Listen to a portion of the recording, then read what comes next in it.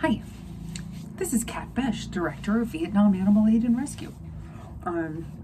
That's kind of obvious because I've had this YouTube video for a long time, which I don't advertise.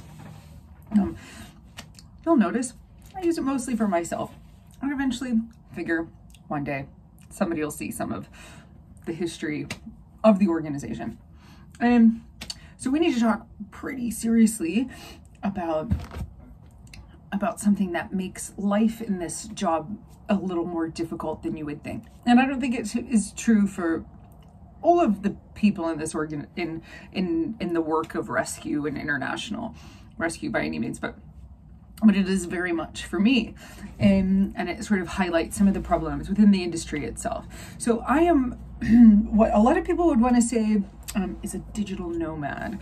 I'm not. I'm internationally homeless. I do not make enough money from the organization in 8.5 years to be able to pay rent anywhere. I never have. When I'm at home in Vietnam, I live in the animal shelter. I've always lived with staff. Even when I had the vet clinic, I was living in the vet clinic. I've never really had the opportunity to be away or have my own personal space, put art on the walls, buy my own furniture. Like, I don't have that. That's never existed. And I'm 42 years old, and to be quite frank, I'm really fucking tired of it. So currently I have been for the most part of the past 3.5 years. Basically, anytime I leave the country, every time I leave Vietnam, I am either like bouncing around Airbnb or in pet sitting. So normally an Airbnb or a hotel is between pet sits. I very rarely am any place for more than, I'd say 6 weeks is the most I've been anywhere, and that was in Dundee in Scotland for the past pet sit. It was only supposed to be 1 month, and it ended up being 6 weeks, and that was the longest I've ever had. So I change communities, I change cities, I change countries, I change languages and currencies. Like most people change, I don't know, that little tablet that goes in your toilet to clean it all the time. That's how frequently I change everything about my life. So so pet sitting is one of those things. I don't get paid for it. I do it through a website. And I think most people that use this website are not relying upon it as their only way to have a roof over their heads. But because I do this job and people are not particularly interested in donated to a vegan animal rescue organization talking about veterinary medicine in Vietnam. No matter what we've done over 8.5 years, it's never really been financially sustainable. As a result of that, I don't have any basic quality of life. And this is hard. This is hard. I'm not gonna lie. I mean, it's not hard. It's a fucking nightmare.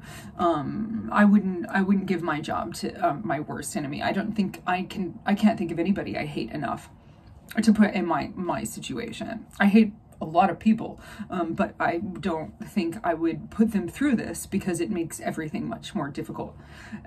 So I have a hotel room now for 2 nights because that's all we could afford to put me in.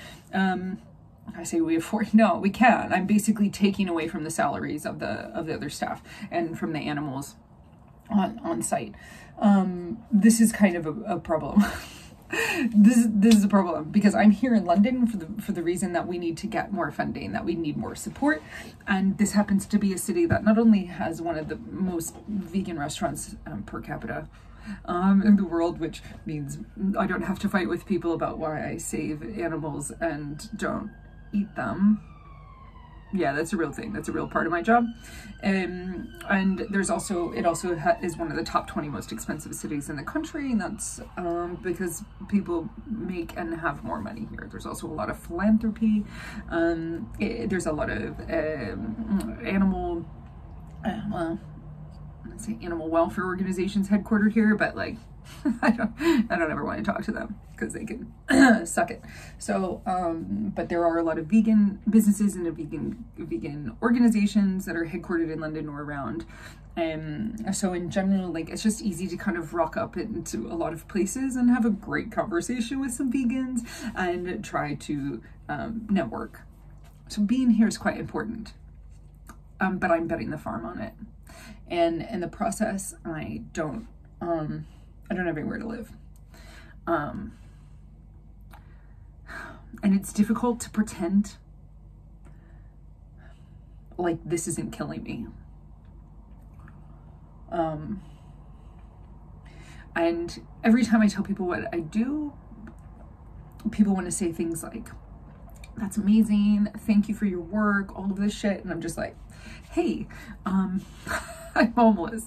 I'm internationally homeless. It'd be really great if people could understand that the people that do this job and believe in this mission and do good work, or try to do good work, and have a lot of things to manage that are quite difficult in any country and are as close to impossible as I'd ever want to get in Vietnam.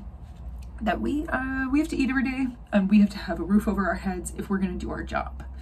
And as a result of the fact that I've done this for as long as I have, I don't have any savings. I have, in my personal checking account, I have like, I don't know, probably $34 to $45 at the moment. And that's not really anything. It is not for lack of trying. It is not for lack of hard work. It is because I don't have the financial support from the organization to take a salary that I can live on. And that gets harder as the years go on.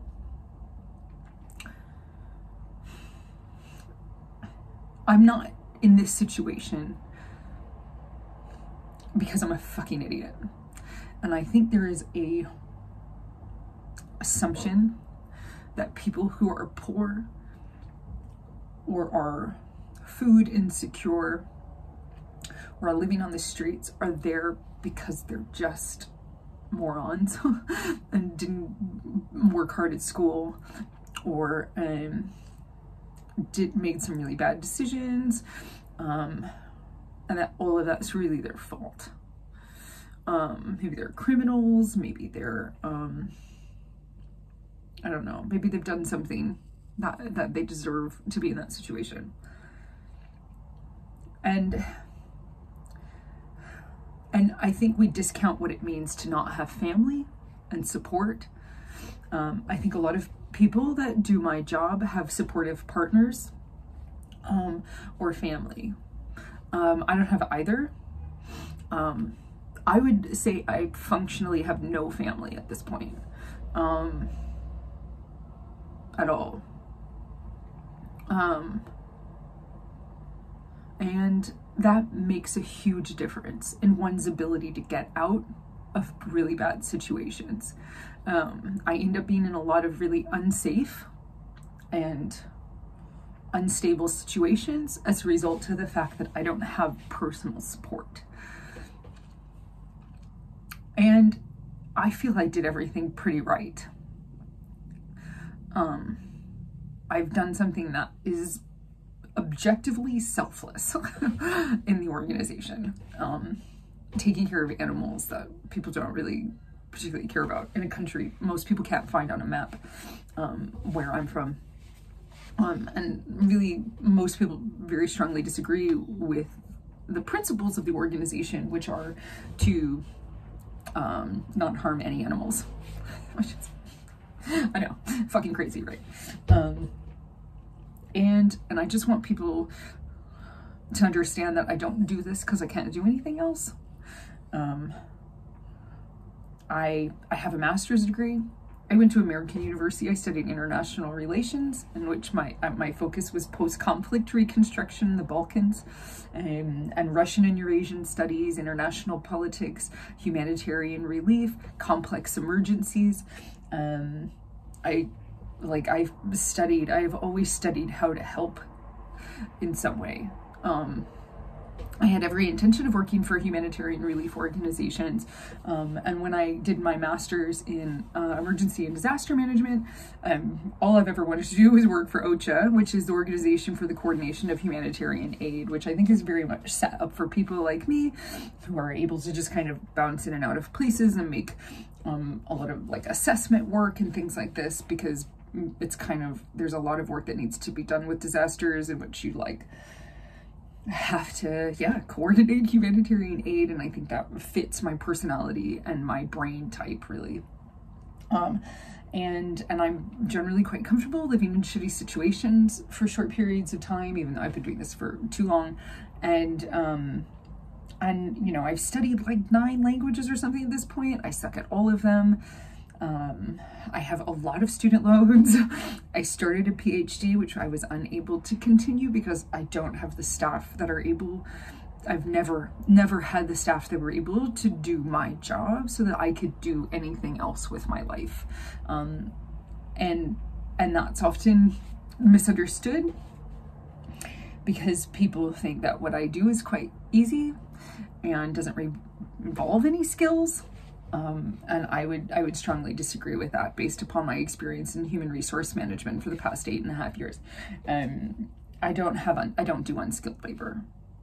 And I know that's confusing for people that maybe volunteered cleaning kennels at a rescue in their hometown in, I don't know, fucking Illinois or Norfolk or something, I don't know, whatever. I don't do that. I don't do that job.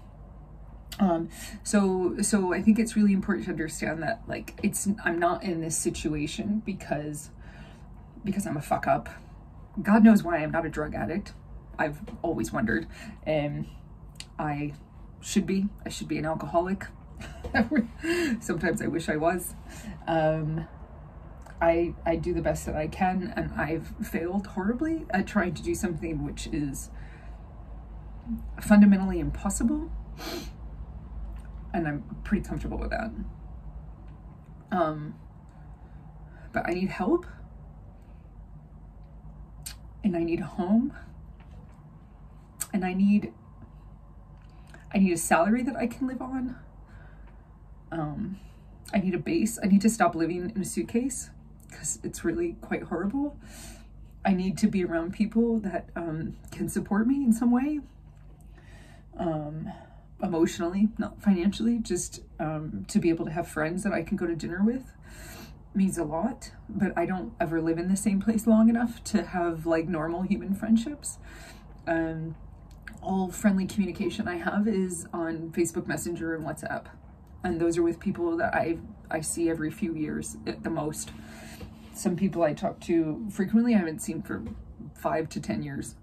And I don't have any ability to go see them. I don't ever have people in front of my face I can talk to.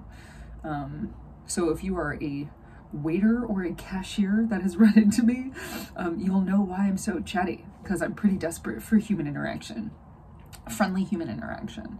But ultimately, I think my situation, while I don't think it's pervasive amongst people doing my job, I think it sort of outlines something that's quite wrong with the industry itself. And by the industry, I mean not only nonprofits, but animal rescue in general. There are plenty of people that are making quite good money in the animal advocacy sector. I would say, you know, there's a lot of people that are lawyers. Of course, they're making a fraction of what they would in the private sector, out of the nonprofit sector. But, you know, people that are lawyers, directors, and even people that work on the ground are quite comfortable in certain countries. A lot of people that work in offices or do welfare campaigns. I'm going to use the word welfare in a particularly negative way because it's just popular and ineffective, but is well funded. So this is just how things are going for other organizations, but rescue in general, I think people are more than happy to throw them under the bus and assume that all of this work should be volunteer. And I have to wonder how How do you expect us to do a traumatic job day in and day out, year after year, without knowing that we personally can survive? It's horrifying. It's horrifying to not have your basic survival needs taken care of when you are living in constant exposure to trauma. And it's not your physical trauma, but your food insecurity and your, housing situation, your personal safety and healthcare, they are something that if you lack them, it is a traumatic experience. It is prolonged and intense trauma. And then you layer on top of that the gory cases that we see all the time, the preventable suffering and death, and the financial struggles of being where we are, doing the work that we do, with a philosophy of not murdering any animals at all, and being quite outspoken about the non-negotiable need to create a vegan world for the animals instead of kissing ass of fucking meat eaters and pretending like we save doggies so we're heroes, because I don't get that. I used to be that, but I don't really care anymore. But anyway, I believe that the entire system of human resources for animal rescue, particularly in an international development context, is, I don't know a better word, fucked. It's fucked. It's fucked. It's fucked. I'm sorry if that word bothers you. I'm not sorry. That's not true. Fuck you. Yeah, I really believe that the way that we look at human resources in the animal advocacy world is deeply skewed. We also look at the idea of fundraising in a very negative way. I'm in London right now. This is where the money is. This is where the organizations are. This is where the business are. And these are people that I can get face to face with. Well, how do I do that? Well, I've got to be able to stay here. How do I stay here? Well, you got to be able to afford me staying here. But I guarantee you, if you get me in the room with somebody for an hour, I can make a difference in how they feel about the organization and their need to support it. But you can't get me in the room if I can't sleep somewhere off the streets or eat. And that's where we're at. I do not want to pet sit anymore, because the last pet sitter I had to file a sexual harassment complaint against. And I don't want to be put in that situation anymore where I am dependent on somebody to have a roof over my head who then can take advantage of that. And I don't have any way out because I can't afford to stay any place on my own. Yeah, I have no savings. My credit card is like $200 limit on it, and it's only got $100 left. My family, I don't know. I like to believe that they burned to death in a house fire. Because that's kind of the easiest way to deal with their complete and total lack of support or interest in my work or my survival personally, in spite of their very comfortable existence. But yeah, I just feel that people need to understand what happens when the director of an organization, the person who is like the ringleader of a 20-ring circus of a whole bunch of people who don't actually have any experience in animal rescue or facility, like facility management, fundraising, social media, and all of the little bits and pieces that go with rescue cases and managing individual animals, and infectious disease management and quarantine and all of these things that I have to explain constantly.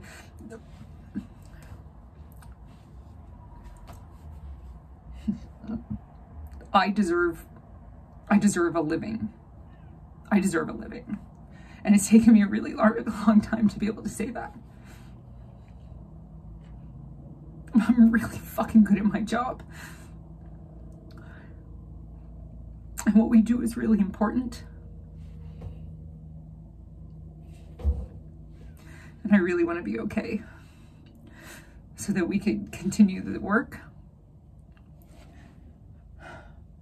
And so we can get our veterinary clinic going again. And I just want to survive. So that's the reality. I hope 3 people listen to this and think differently about nonprofits and the humans behind it. Thanks.